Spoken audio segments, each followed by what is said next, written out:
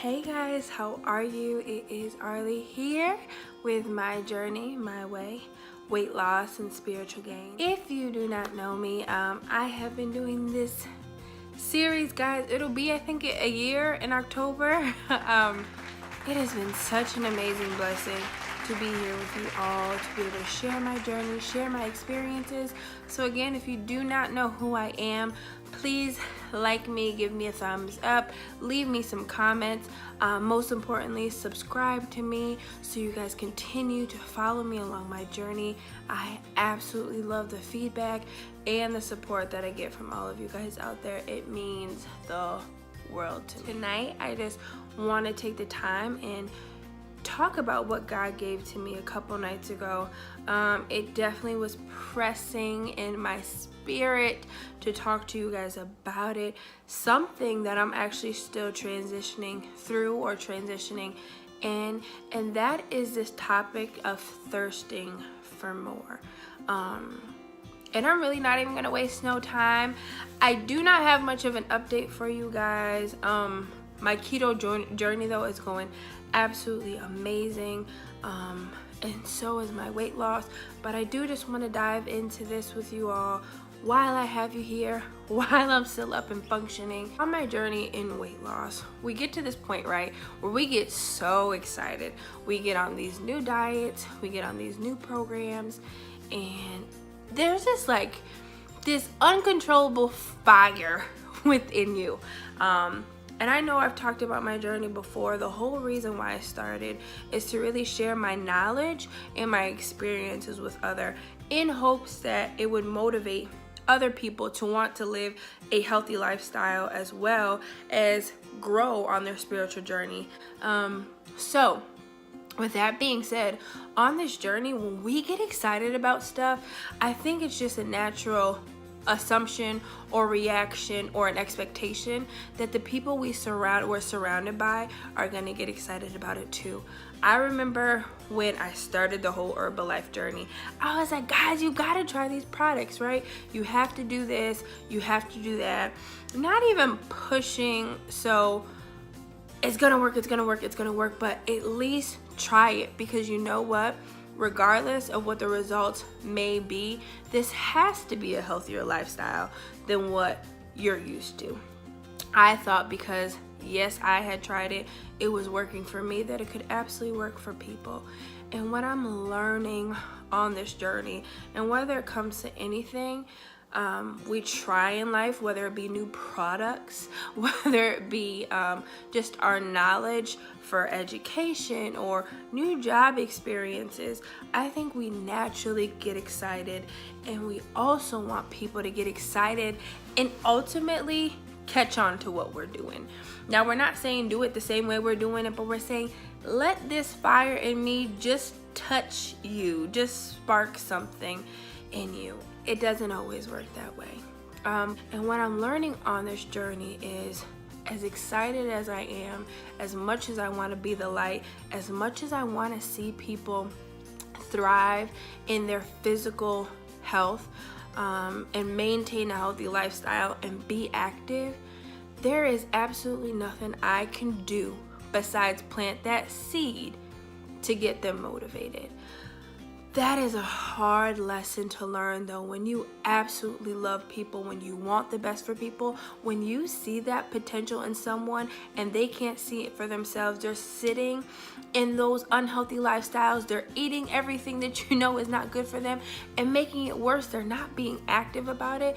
We tend to take on those burdens as our own. We tend to take on those hardships, that lifestyle. We get so emotionally involved, and that is not our part. I was watching friends, strangers, people that I encounter just sit in bondage, sitting in strongholds, not wanting to move, because honestly, that those characteristics that they had taken on, those habits that they have taken on, those things that they have now honestly taken on as their identity, they knew nothing else, and it broke my heart. There was nothing worse, I think, than being basically on the sideline to someone else's life that you absolutely love and care for and adore, and watch them, and I mean watch them kind of just self-destruct in their situations. There's people that I've seen in toxic relationships. There's people that I've seen that their own character flaws will hold them back from potential, will hold them back from freeing themselves, will hold them back from this whole new lifestyle, but they're not thirsty for it. And I used to overexert myself. I literally used to pour into broken people, and they couldn't even pour into themselves. And I find that we get so exhausted doing so that we lose parts of ourselves. God has been teaching me in this moment, daughter, I just need you to sow the seed. I just need you to honestly sit with them, talk with them. Sometimes we don't even need to talk. Sometimes we just need to listen. And some people may take it as a grain of salt. There are so many people where I can say, listen, this has worked for me. That program hasn't. This, I promise if you do it, you'll see some results. If you get to the gym, just work out those 20 minutes a day. You'll see some of those inches coming off. You can give them all the knowledge in the world, but if they are not ready for the change themselves, if they are not thirsty for more, if they are not determined to change their lifestyle, whether it be physically, mentally, emotionally, or spiritually, there is nothing we can do to get them to that place. That is God's job and God's job alone. But think about it this way, and this is how God had to show it to me. Daughter, if you get into that situation where you're trying to change them, then what am I here for? Sometimes you just have to allow me to be God. Sometimes you have to let people self-destruct so the only person that they can lean on is me. Sometimes you have to let them hit rock bottom so that they know that the only way to go is up. Sometimes you have to just take your hands off of it, go into your prayer closet, pray for them, and just watch me do the work. And daughter, I guarantee you, because you are a prayer warrior, or son, I guarantee you, because you are consistent, because you didn't give up, and that little seed you planted because it's from me, it's gonna take root. People get comfortable in these unhealthy, toxic lifestyles, or these unhealthy and toxic habits that mean no good for our body, that mean no good for our spiritual walk, but they get there because they're comfortable. There was a time where even at my smallest, I was probably the most insecure person that I know. And it didn't matter. It didn't matter who called me beautiful. It didn't matter what relationship I was in. It didn't matter how much my mom and my father told me that they loved me and that I was beautiful and that there was nothing wrong with my body. Because I didn't desire to get out of that mindset, I stayed there until I hit rock bottom. And the only person that can come and get me out of that rut was God. There came a place presently, I'm gonna tell you right now, yes, spiritually, mentally, and emotionally, I am stronger. Physically, I was not, y'all. A year ago when I started this journey, I'm gonna tell you right now, I was walking up a flight of stairs, one flight of stairs, and I could not catch my breath. I got to the top of that stairs and I was like, you have got to be kidding me. And I'm telling you, before, a year or two prior to that, I could walk up the stairs, be talking, breathing, eating, holding a phone conversation, and still wouldn't get out of breath. And people had been around me doing Weight Watchers. People had been around me doing Herbalife. People had been around me doing all of these diet programs. I had friends that had offered to take me to the gym, and I said no because I wasn't ready to commit. There was nothing that anybody did that was wrong, but there was something inside of me that said no. Until I got to a point where I said, this is my health that I'm bargaining with, that I am compromising. This is not just a temporary thing. This could be a long-term problem. I used to do the whole, oh yeah, well, being big is cute. Being big is cute, but being unhealthy is not. being in the hospital because my asthma was out of control, because I had taken on unhealthy and toxic habits that was literally putting my health at risk at 26 years old, that is a problem. I say all that basically just to say that I had to get to my lowest of points in my mental and emotional health and in my physical health that said, no, I have to want more than this. There has to be another way out of this that makes me feel good, that I feel my best.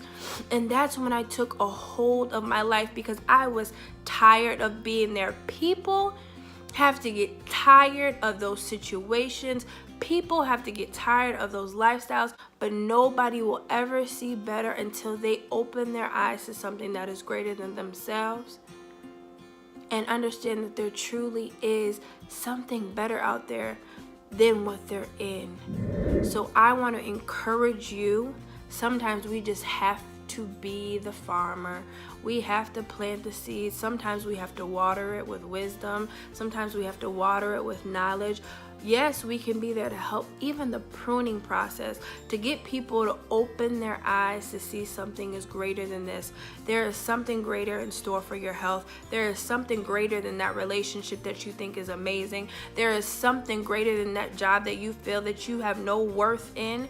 There is something greater on the other side of that 450-pound life, and you think that is it for you. There is something greater, but there is nothing that we can possibly do sometimes than to plant the seeds, because it is not our job to help them to be thirsty for something more. They have to thirst for it. They have to want it more than anything. They have to desire that change more than they desire that place of contentment. And I want to encourage you, because sometimes we need it. Sometimes we overexert ourselves saying, God, what else can I do? There's nothing else we can do. But again, we can't pour into broken people and expect them to become whole. That is not our job. Sometimes it is our job to love from afar, to disconnect, to allow them to connect to a greater source that is greater than us. So I encourage you, because even I need it myself. Sometimes we get on this journey and expect that everybody has to do everything that we expect them to do. But sometimes it takes for them to hit rock bottom, to get to a place where it can only be them and God, and understand that there is greater than this. The grass is greener on the other side. So I just thank you. If you are encouraging those around you to want better for themselves, to want a healthier lifestyle, to want a stronger walk with God, sometimes our only job is to plant the seed and walk away. And then just let God be God, because I promise you, He has never failed us, so He won't fail them. Continue to pray for your brothers and sisters and watch those strongholds come off. So I love you. I love you. I love you. I pray that you all have a great night, and I will talk to you soon.